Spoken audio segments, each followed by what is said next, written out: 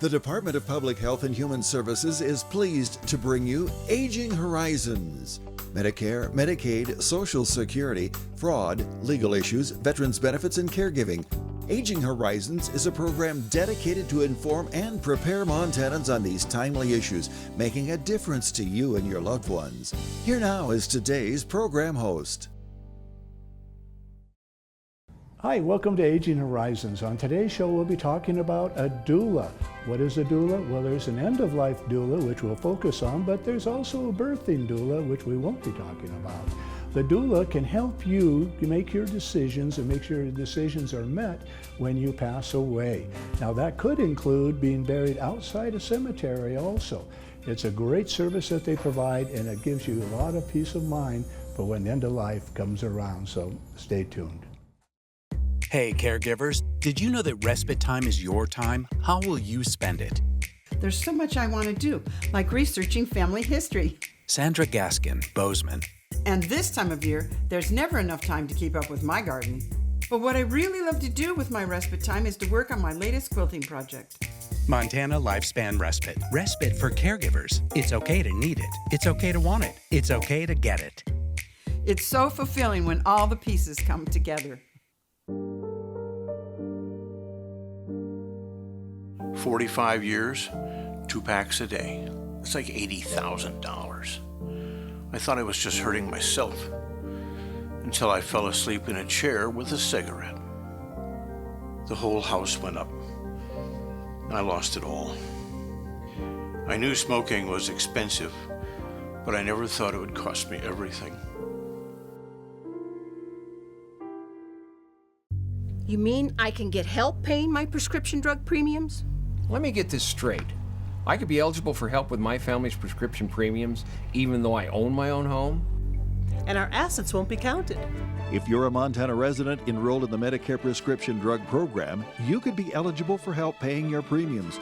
Call or visit the Big Sky RX website today to find out, even if you think you're over income. What do you know about that? I'm eligible. A message from FireSafe Montana. A process called wildfire scoring may be used to determine the insurability of your property. Your home may be insurable today, but it might not be in the future. If building a new home, check with your insurance agent to determine if they will insure it, how that score was determined, and what the cost will be. And remember, wildfires can happen inside the city limits. This message brought to you by FireSafe Montana and aired by the Montana Broadcasters Association. Hi folks, and welcome to Aging Horizons, brought to you by the Department of Public Health and Human Services. I'm your host, Brian Lamore, and we're talking about doulas today, and we're very fortunate that we have one here at the 56th Annual Governor's Conference on Aging. She'll be presenting tomorrow, but in the meantime, we wanted to talk to her on Aging Horizons to educate both you and myself. Joining us today is Layla Kelly. You're the end-of-life doula, and you're part of Leaving Well, Montana. And a doula, we've kind of heard the word before, but maybe our viewers aren't fully aware what a doula is. Please define that for us. So a doula, the actual word doula comes from the Greek word doulos, which means servant. And so a birth doula is basically a servant who helps a mother as she transitions into that new role of motherhood. So I work on the other end of life. I am an end-of-life doula. So as a person is transitioning out, we are there to offer support to the family and to the person who is dying. Mm-hmm. And the person who's dying, you want to make sure their last wishes are realized, right? Exactly. We advocate for the wishes of the dying person. So we need to get to know them, know what those wishes are, and then we're going to create plans around those wishes, get their family on the same page. That's going to ease a lot of stress for that person. So that's what we try and do. That's great. Now, how does hospice and palliative care work with you? How is it, are they the same as a doula, or are they a little bit different? How do you work with them? So I get that question a lot. A lot of people just assume that I work in hospice, but we don't. Hospice and palliative care are medical, and they are excellent at handling the medical needs, pain, comfort measures, things of that nature. Doulas are non-medical. So as we have doctors who handle medical, we have lawyers who might handle legal things to do with death.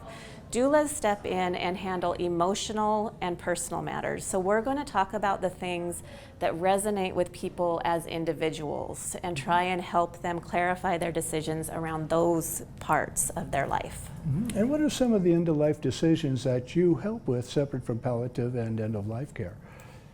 So the first thing I'm going to do when I meet with a person is make sure that they do have their paperwork in order, the paperwork, the healthcare power of attorneys, the POLST form, all of those kinds of things. Their wishes are going to be on those. But then we're going to want to start having conversations around those and get a little bit deeper into what exactly does that mean for you? And we're going to want to know, do you have any loose ends that you need tied up? What can we do about that? Doulas frequently help people with legacy projects. What do you want to leave behind? Do you have a project that you would like help working on? Do you need ideas for that project? You know, we're going to work with all sorts of things, just whatever a person really needs to feel like they are prepared. Yes.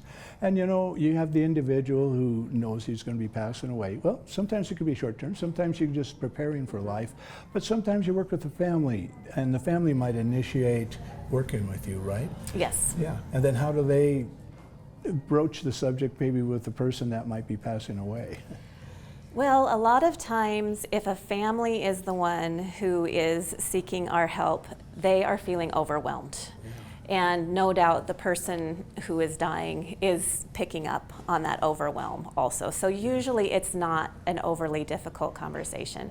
I did have an example of that I worked with last year. A mother, 2 daughters, probably around my age, and the sticking point for them was just a conversation around finances. They couldn't get past that, and they weren't moving beyond just because they were really stuck on this topic. So I was able to come in, we were able to start having some open, honest conversations about these things, and that opened the way for all sorts of conversations, and then they were able to have a very meaningful time leading up to that woman's death. And it ended up being a really good experience for everybody involved. That's great. Well, as old as I am, you've seen a number of funerals, and a lot are different.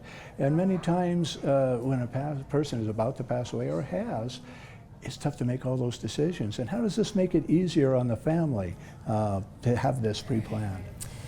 Well, one of the things that we know when we are stressed out, decisions become much harder. They can become overwhelming very easily. So even if we are normally the person who can handle almost anything, when it's a very personal and emotional thing, we may find that we're still struggling. And so that's one of the areas where a doula can come in and just be reassuring about decisions that are being made. Maybe they're trying to follow a plan and now they're second guessing, but it's just somebody, I kind of view a doula as a friend who has been through this before.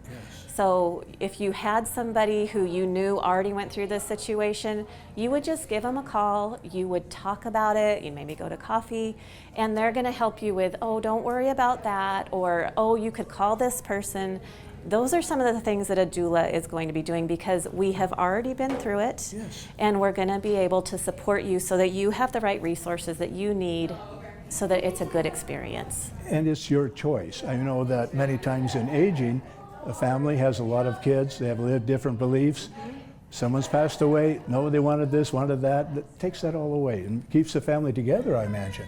It can really be much more uniting because, again, there's family dynamics. Feelings are going to get hurt because our emotions are way up there.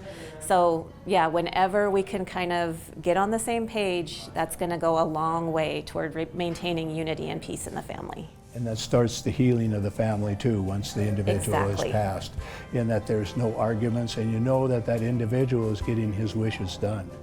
Right? Yes, that's very satisfying. Well, we're drawn to a quick close on our first segment here. We've got 2 more segments, but I think it's fascinating. I've heard the word doula before, but I didn't really realize how it tied into end of life. And there's still a lot more for me and maybe you to discover, and we'll be talking about that in our next 2 segments. So stay tuned.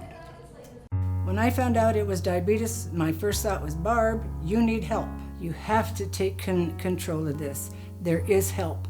My doctor gave me a phone number. I called and signed up with a diabetes educator. There is help. I have to put blinders on when I walk past the bakery counter. I can feel my blood sugar go up. You succeed a little at a time. If you have diabetes, help is available. You do not have to do it alone. Ask your doctor about diabetes education or visit montana211.org. Hey, caregivers, did you know that respite time is your time? How will you spend it? 20-year-old twins with special needs takes a lot of wrangling. So sometimes a trip to the grocery store without having to worry about the boys can feel like a mini vacation. Tori Allard, Billings. We also own a DJ company, and there's always something going on there that needs attention. Montana Lifespan Respite. Respite for caregivers. It's okay to need it. It's okay to want it. It's okay to get it. The small things in life can make a huge difference. Thank you, Respite Care. Every 65 seconds, someone is affected with Alzheimer's or other dementias.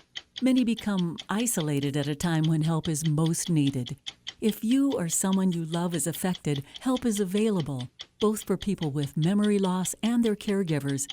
Memory loss can feel frightening, but you are not alone. Call the free 24/7 Alzheimer's Association helpline, 800-272-3900, for guidance and support. I think the most pleasant surprise when we turned 65 and signed up for Medicare Part B was finding out about our Welcome to Medicare preventive visit. It was free, and it gave us the opportunity to visit with our doctors and establish a plan for our health going forward. They reviewed our medical history, measured our height, weight, blood pressure, and counseled us on other risk factors. To learn more about Medicare's free or low-cost preventive and wellness benefits, call your local SHIP counselor at 800-551-3191. I mentioned it's free, right? Twice. Welcome back to Aging Horizons. I'm your host, Brian Lamore. We're continuing our discussion about doulas, particularly end-of-life doulas. Rejoining us is Lyella Kelly. She's an end-of-life doula, and she's part of her company is Leaving Well. And Lyella, let's talk about what an end-of-life doula is. Let's make sure we know what it is. Okay, so again, there are different aspects to the dying process. Most commonly, we think about medical first. We might think about the legal paperwork involved, but there's the whole rest of our life. There's the emotional part of us, what our identity is. That is the part that a doula is really going to be focused on, is finding the choices that resonate with you as an individual. So we're talking about end-of-life wishes, and when the time is to think about them is not once you've passed, or having where your family would decide, but or just before you're about to die, but you want to plan ahead, right? Ideally, I will start working with people when they are healthy and everything is going well, because that is when we really know what we want. We don't have any duress happening. We can just make a decision based on what we really want. And so I encourage people to start sooner rather than later. Well, I know the Office on Aging can help individuals prepare end-of-life documentation, living wills, et cetera, et cetera. This would be an important thing to have, another document, right? Well, exactly. And so one of the things that happens with people is they get their documents in order, and that's one of the first questions I'm going to ask people is, do you have these basic documents in order? But they'll get it and they'll say, I'm done. I did it all. And there is so much more that you should consider. And those are the kinds of things where a doula can help. Start getting really deep into what your wishes are and start getting into the details and making a plan so that it's all in place, and when the time comes, it's there. It's there. Well, a lot of people don't even think about what are my end-of-life wishes. For our viewers to kind of illustrate that, what are some of end-of-life wishes that you've seen and helped an individual accomplish? So the first ones are generally things like, where do I want to die? Do I want to die in a hospital or do I want to die at home? People will have very different reasons for why they choose whichever one of those they choose. Then we will have things like, well, where do I want to be buried? Do I want to be cremated? Do I want a burial? Things like that. People, those are the ones that people tend to know about. Yes. But there are so many others, like, who do I want to have present for my personal care? What kinds of things do I want my family to be able to do? For example, I have had families after their loved one has passed that they have bathed their loved one and dressed them in their final outfit. And for people that can be a really soothing activity. It allows them time to spend with their loved one, but most people have no idea that that would be an option. So doulas are also going to bring up things that maybe you've never thought about. And so we're going to be asking you, how do you feel about that? Yeah, so it's important to start these conversations, but many times It's hard to start this conversation. How do you help a family initiate these, or an individual initiate these with their family? So one of the things that I try to remind people is to just keep it simple. You do not have to cover A to Z in this conversation. And maybe start with just simple things like a celebrity death. Maybe you read something that happened in the news and you saw that they chose this option. And so you could bring that up to your kids and just say, hey, did you see that so-and-so did this? I thought that was kind of cool. Or as an adult child who's trying to talk to their parents about things. You could, it can go both ways. So maybe something on the news, something like that you just want to open the door. You don't, like I say, don't try and cover everything. Just open the door, have small conversations. Any requests for Viking funerals yet? I do get that question a lot. Oh, you do. Is it possible? Is it possible? I guess anything's possible. But I have a podcast episode about it. Well, so what are some of the barriers to these conversations? Because sometimes an individual might say, well, this is totally private, and times they say, I'll let my family decide, or maybe I want to do a little of each. What are the barriers? I think one of the things is that as humans, we tend to have this intrinsic idea that's something that happens to other people. It's not really going to happen to us. So we have to overcome that. We have to have realistic conversations within ourselves. Then there is just plain fear.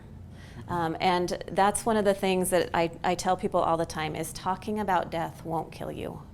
All it's going to do is get you prepared, and that clarity is what is really going to be the saving grace for you. But people, again, we have these problems, especially in our culture. There's a stigma around death, and it's getting better. We're having more and more conversations, but it's still difficult for people. So we just start small, often, things like that. Well, we're denying we're getting older, and we're denying we're going to die. But now, what are some of the resources that an individual might start looking into to help with this decision-making process? So some of the very first ones, like you mentioned, that you can get the paperwork. Your doctors will have that paperwork. They'll also have a POLST form, which they can explain what that is to you. The MSU Extension Office has some great documents there that you can look up. You could reach out to a doula like myself. So you can look at all sorts of different, like the DPHS. Yes. Excuse me.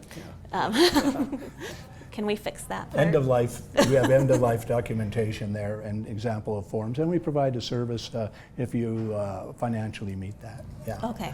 So that's great. So they can contact the local area agency on aging and find resources there, and they can contact the doula, who they do this all the time. They know what's going on, and they know how to approach these with a kind heart, I say.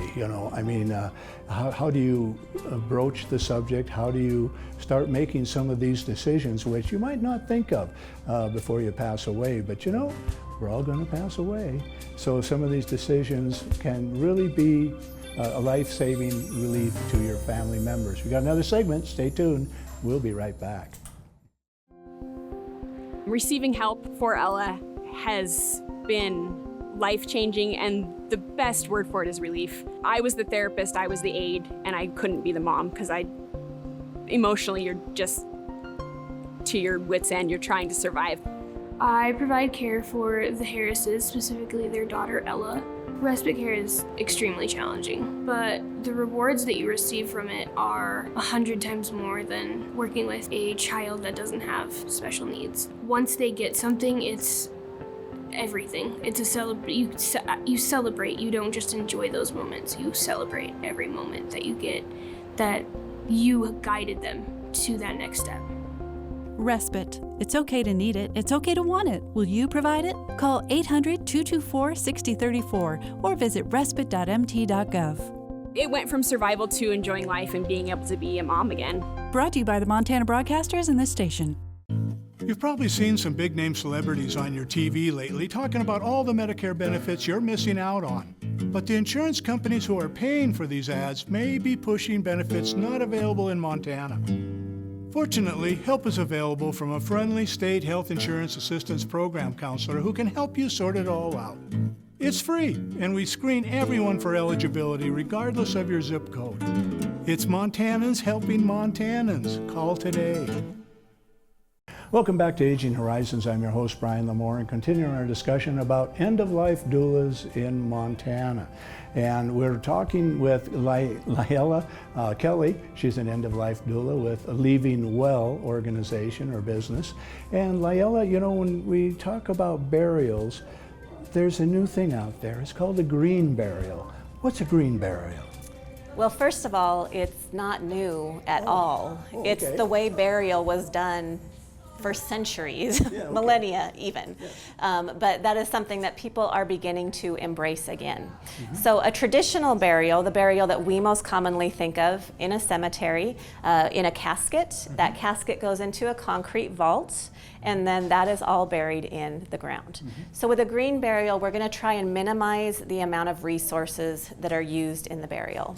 So whatever kind of container that you're going to be using is going to be biodegradable. Perhaps it'll just be a natural fiber shroud, or maybe just a regular old pine box.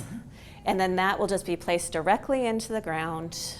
And so we're going to get rid of the exotic hardwoods, the pieces of, big pieces of metal, the concrete. So it's just going to be much simpler. So that is the first part of green burial. Now you'll hear of all sorts of things. You're going to hear about things like aquamation, which is basically like a cremation, but it uses water instead of flame. A lot of people are interested in this, and that is something that Montana is pursuing in upcoming legislative sessions. So we don't have it yet, but we may in the future. There's something called natural organic reduction, which is human composting. People can be turned into soil, which is ultimately what happens anyway, but in a much quicker way.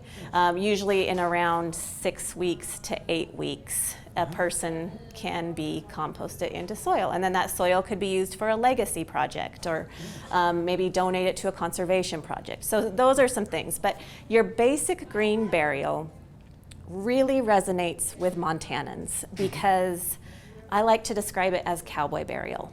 It's just dig a hole and put me in it.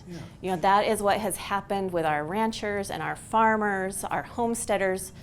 That has been happening the whole time people have been in Montana. And so that is what a lot of people are interested in returning to, is just a very simple form of burial. Yeah, and affordable, I imagine, too. It can definitely be more affordable. Yeah.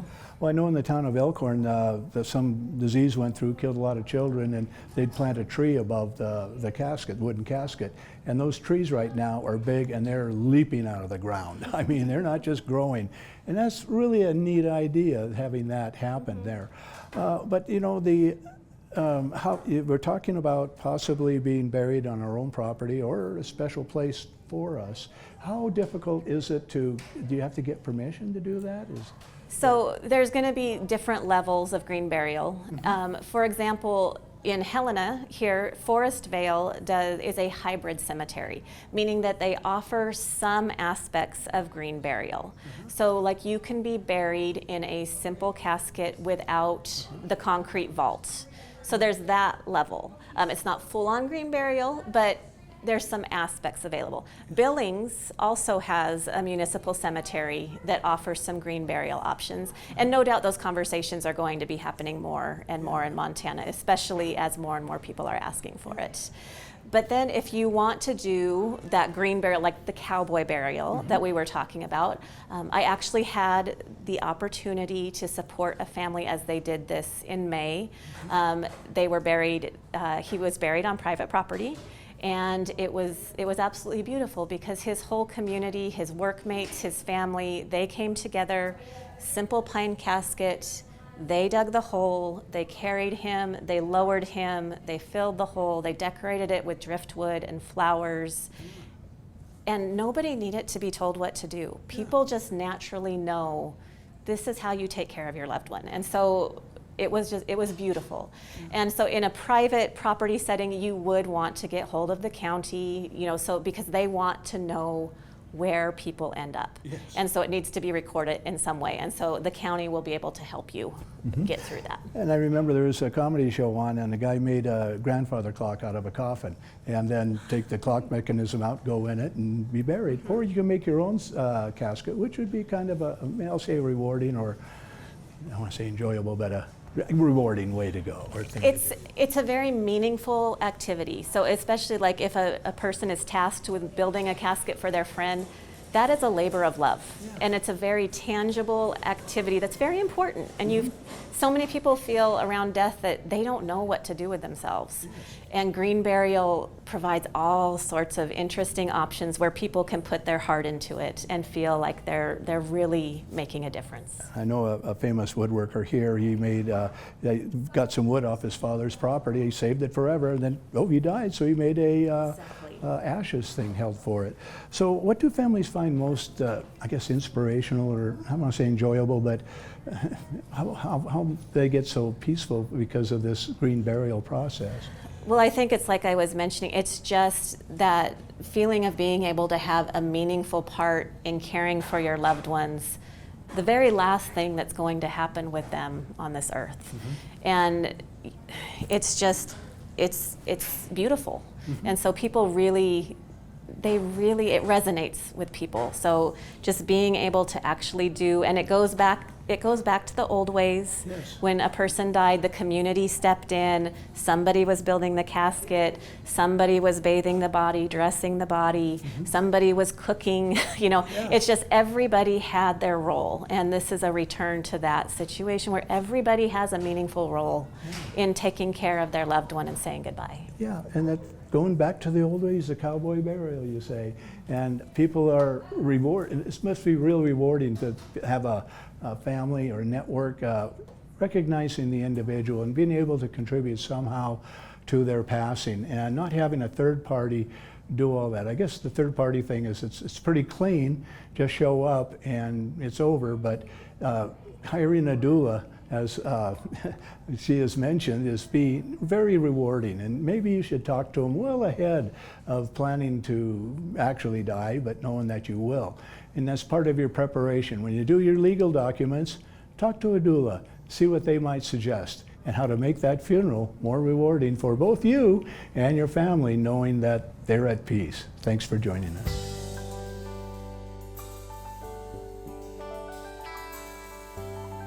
Special thanks to the Department of Public Health and Human Services for their continued support.